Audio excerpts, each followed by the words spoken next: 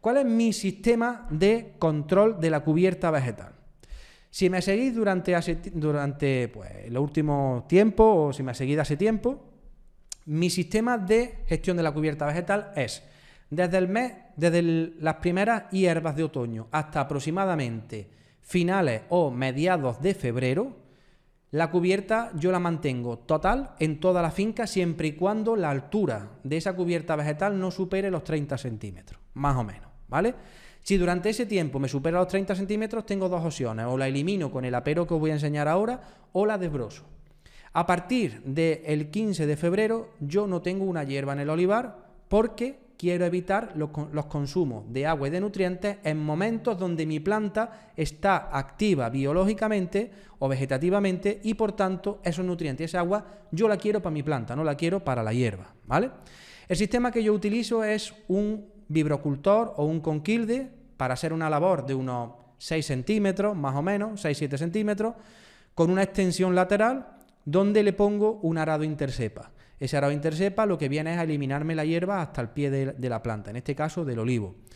¿Qué objetivo? ¿Por qué hago esto? Yo hago esto porque todas mis fincas están en producción ecológica, no se puede aplicar ningún tipo de herbicida, ni lo recomiendo desde aquí, ni incluso en la agricultura convencional. De hecho, creo que el enemigo público número 1 de las fincas agrícolas es el no laboreo con herbicidas, ¿vale? Entonces, yo ese sistema lo desecho y utilizo el sistema que me permite conseguir los favores de la cubierta vegetal y evitar sus perjuicios. Sigo explicando por qué mi método es así. Desde el punto de vista de los costes, por ejemplo, antes de que el herbicida subiera mucho, el tratamiento con herbicida de atutiplén, digámoslo así, por año suele ser unos 175 euros por hectárea. El sistema de gestión que se hace en mi pueblo, que me parece horroroso, es laboreo tradicional más aplicación de herbicida con unos costes aproximados de 361 euros por hectárea. Quedaros con esto, ese sistema de gestión del suelo es el que realmente genera la erosión. Y ahora entenderemos por qué. La gestión con desbrosadora aproximadamente son unos 280 euros por hectárea si se quiere controlar bien la cubierta vegetal. A mí me dice gente, no, yo es que doy un pase de desbrosadora en el mes de mayo. Perfecto, muy bien. También en ese sentido tendrás que entender que no vas a coger la cosecha que deberías de coger. Y el sistema que nosotros utilizamos con pase de vibrocultor, dando 2 o 3 pases anuales, varía entre 100 y 150 euros por hectárea. Es decir, que es un sistema económico. Pero me podéis preguntar, Juan, acabas de decir que el mejor sistema, que lo mejor que se le puede hacer al suelo es el aporte de materia orgánica, ¿por qué eliminas la hierba si eso te va a aportar materia orgánica? Perfecto, vamos a entenderlo. Si partimos de la premisa errónea de que esa eliminación de la cubierta vegetal con el conquilde o con el vibrocultor no genera ningún tipo de aporte de materia orgánica, que no es cierto y lo veremos ahora, pero bueno, para los cálculos lo vamos a entender de esta manera. Si yo cambio, si a mí me cuesta 280 euros por hectárea la desbrosadora y me cuesta 120 euros por hectárea el laboreo superficial, ojo, mucho cuidado con esto. En los 280 euros y en los 120 euros está incluido amortización, trabajadores, reparaciones, es decir, absolutamente todo. Yo sé que si una persona coge su tractor y su gasoil y se va a desbrosar y no echa cuenta de lo que le ha costado la desbrosadora y lo que cuesta las reparaciones ni lo que vale su sueldo, le saldrá más barato, pero datos reales son estos, ¿vale? Yo me ahorro 160 euros por hectárea. Significa que yo con ese ahorro puedo aportar por hectárea casi 9 toneladas de materia orgánica cada año.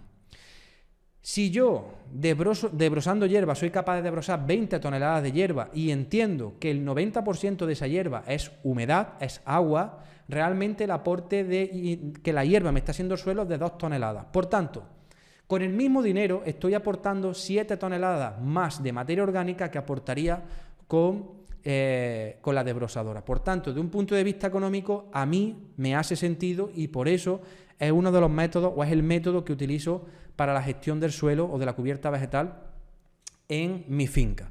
Otra cuestión muy importante es el metabolismo de las raíces. Hay muchas fincas que yo simplemente las he arreglado metiéndole aire al suelo. ¿Por qué? Porque si nosotros entendemos que la fotosíntesis que hace una planta genera una serie de sustancias químicas que son las que llevan la energía al resto de partes de la planta que no hacen fotosíntesis, como las raíces, Y entendemos que ese consumo de esa energía que genera la fotosíntesis puede consumirse en presencia de oxígeno o en ausencia de oxígeno.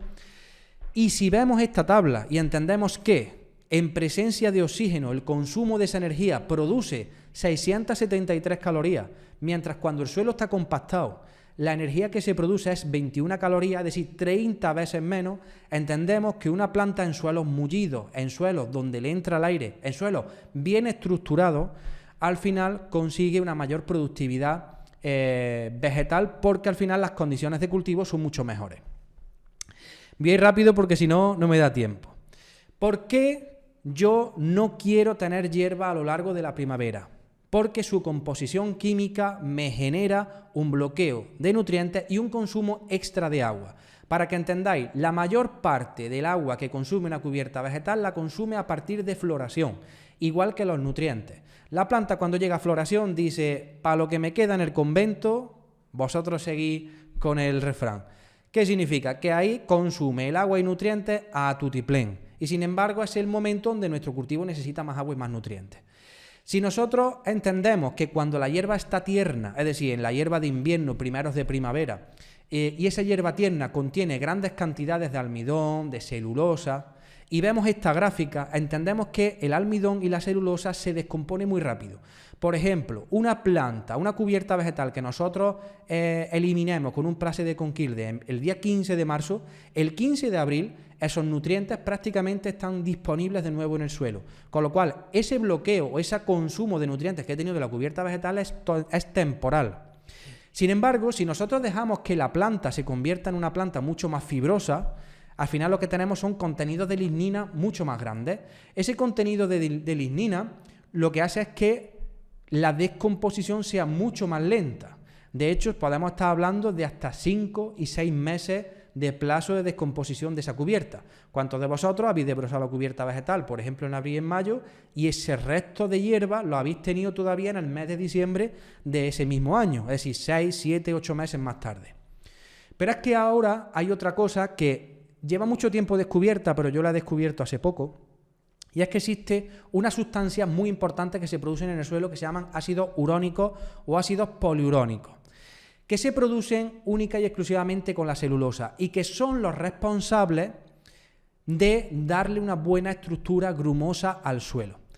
Esa es la explicación bioquímica o la explicación de la química orgánica que me hace entender por qué cuando yo labro un suelo con hierba, ese suelo se queda esponjoso, a diferencia de cuando se labra un suelo sin cubierta vegetal, que lo que hace el suelo es apelmazarse. Eso es gracias a que la descomposición de las plantas en su estado tierno, es decir, cuando tienen mucha cantidad de celulosa, se producen ácidos poliurónicos y los ácidos poliurónicos son muy, muy importantes para darle estructura al suelo. De hecho, a corto plazo, porque a largo plazo quien le da la mejor estructura al suelo es el humus, pero a corto plazo los ácidos poliurónicos nos ayudan muchísimo a esa estructura del suelo. Eso nos hace que las plantas tengan oxígeno en el suelo, no tenemos la competencia con el agua y los nutrientes, y lo siguiente que tenemos es que en caso de lluvia no tenemos erosión, porque al final lo que tenemos es un suelo agregado por estos jugos orgánicos que hay en el suelo.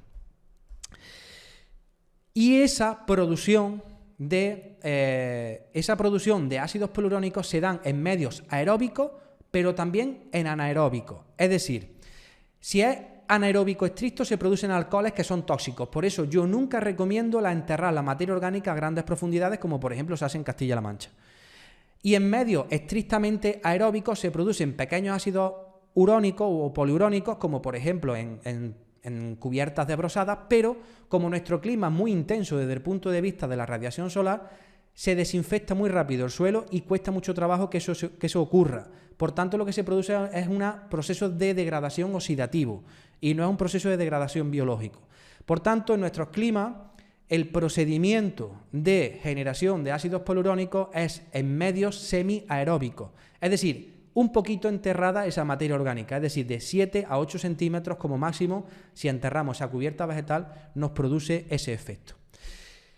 En esta finca estuve ayer y la verdad que se me ha olvidado traer la foto. Hoy la estaba buscando, pero la descargué en el otro ordenador. Esto es una finca donde ni se le dio ningún tratamiento foliar antes de esta foto y lo único que se hizo fue Esta es la misma finca, estos olivos que estos son la misma finca. La diferencia es que esta finca de aquí o esta parte de aquí se le dio un pase de conquilde y esta foto de aquí o esta parte de aquí solamente tenía desbrosadora por 23 años. Es decir, este cultivo y este cultivo tenían 23 años de desbrosadora. Sin embargo, le pasamos un pase de conquilde, olivos se ponen verdes y los olivos siguen amarillos. Publicaré en los próximos días en las redes pues cómo está esta finca para que veáis cómo estaba esto fue febrero del año pasado y esto pues lo mismo, esto se labró un poquito antes de la foto, ¿vale?